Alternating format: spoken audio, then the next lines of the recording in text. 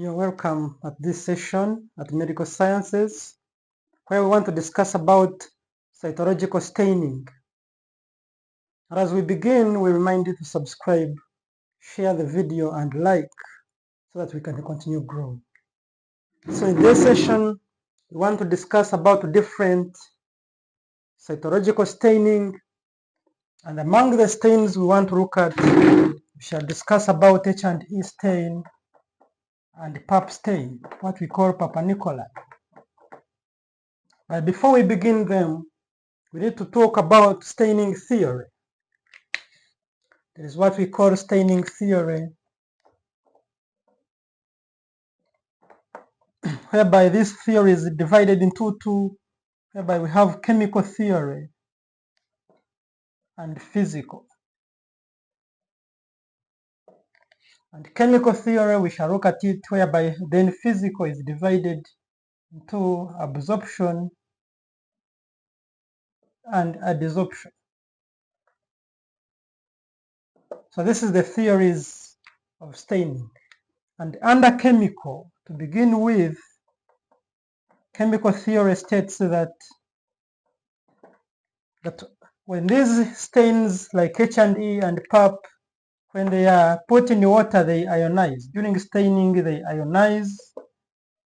And on ionization, so when they ionize in solution, they either form acidic dye and basic dye, whereby the acidic dye will stain the basic components of the cell, whereas the basic dye will stain the acidic parts of the cell. And among these, we are going to see that everywhere hematoxylin is a basic stain. We're going to be seeing that hematoxylin is a basic. And hematoxylin major types we use in the lab is Harris hematoxylin and Gill's hematoxylin. So we're going to see that this basic dye, which is hematoxylin, it stains the acidic parts of the cell, that is the nucleus, plus the RNA, and stain them blue or purple. Whereas the acidic dyes like eosin, on ionization, they become acidic. Eosin, and they stain the basic components of the cell. That is, these are ones found in the cytoplasm, and stain them pink red. So this is the chemical theory of staining, whereas the physical, number two, is the physical theory, which we have seen that some do what you call absorption and others adsorption. And under absorption, we see these dyes, they are more soluble to the cell components than the water in which they are dissolved in. So some dyes, they are attracted to components like those which are more fat soluble, whereby they they absorb from the solvent in which they are solved, that is either ethanol, and they love to be with the fats. So this is what we call so they are absorbed by the fats which they love most than the solvent in which they are dissolved. This is what we call absorption. Then adsorption, this is whereby the dyes in the stain, these dyes you find they are attracted by cell components like amyloid, like Congo red.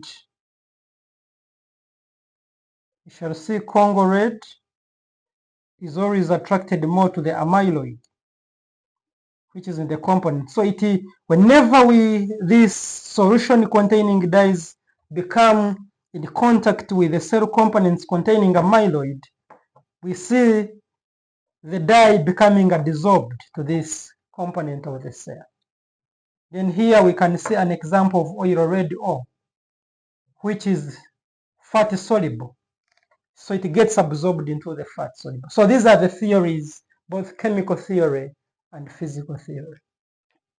Now, after seeing that introductory part, we are going to see the principle of H&E, whereby principle of H&E, that is hematoxylin and eosin, which is majorly under chemical theory, that when a tissue is stained with hematoxylin, this hematoxylin is a primary stain. Hematoxylin is always a primary stain, and on ionization it becomes basic. We see on ionization it is a basic dye on ionization, and it stains the acidic components of the acidic parts of the cell with blue color. That is the nucleus. Whereas eosin on ionization, and eosin is a counter stain. It is a counter stain in this position, and on ionization it becomes acidic. It becomes an acidic dye and stains the basic parts of the cell with pink to red color. That is the cytoplasmic contents, the red cells, the nucleoli, and the cilia. So that is H&E. Then the principle of Papanicoloau. We want to talk about lastly the principle of Papanicoloau, which we normally call as PAP stain, Papanicoloau stain. And this one is the best stain for cervical smears. For cervical smears is the best stain used for screening of cervical cancer. And we normally see that in this PAP smear, PAP stain, it contains a primary stain. The primary stain is hematoxylin. It also contains a counter stain, two cytoplasmic counter stains. And these counter stains include orange, green, red, or G6, that is orange, green, 6. It contains also eosin azure. And this eosin azure contains 3 components. It contains eosin Y, it contains light green, and it contains Bismarck brown. Bismarck brown. So we are going to see the primary stain, which is hematoxylin on ionization, becoming basic dye and staining the acidic components of the cell, that is the nucleus, containing DNA with blue color. And we are going to see these 2 cytoplasmic stain, that is OG6 and EA50. This one is EA50, this is the one. There is EA31, EA50, and EA65, but the most commonly used is EA50. But we can have also EA31 and 65. So this is the second cytoplasmic counter stain, and we are going to see eosin Y staining. Eosin Y, it stains mature, but majorly it is old and keratinized.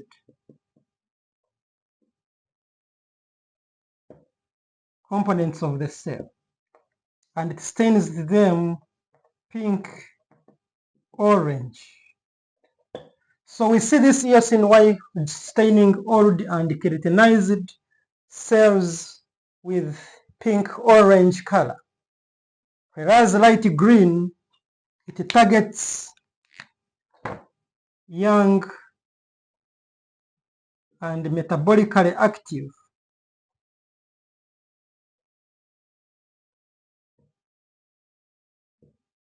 Metabolically active cells. These ones can include parabasal and intermediate, and it stains them green blue. Sorry, here on eosin Y, it does not stain already keratinized. The one that stains already keratinized is OG6, which stains old and keratinized cells with pink, orange, whereas eosin Y stains superficial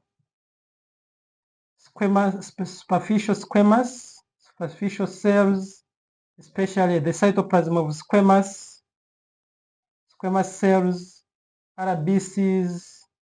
We see it's staining cilia, and it stains them with pink color, pink-orange color. So this is the principle of PAP, or what we call Papanicolaou stain, which contains the primary stain, that is hematoxylin. Being a basic diionization, it stains the acidic components of the cell, that is the nucleus containing the DNA and RNA, blue or blue color or purple. Whereas the two cytoplasmic counter stains, that is OG6, that is orange-green 6, together with EA50 containing eosin Y, light green and Bismarck brown, whereas OG6 stains old and keratinized cells, whereas eosin Y is superficial squamous cells, that is mature, the RBCs and the cilia with the pink color. Then light green stains young and metabolically active cells, that is the parabasal and the intermediate with green-blue color. Then Bismarck brown is just a component in it, but sometimes when there is mucin, it can stain mucin, but it's always just a component. And this stain, we normally call it is a polychromatic. PAP is polychromatic stain. So this is what we can discuss in this session about staining. Thank you so much for being with us, and we are always privileged to serve you, and always may the good Lord bless you. Thank you so much.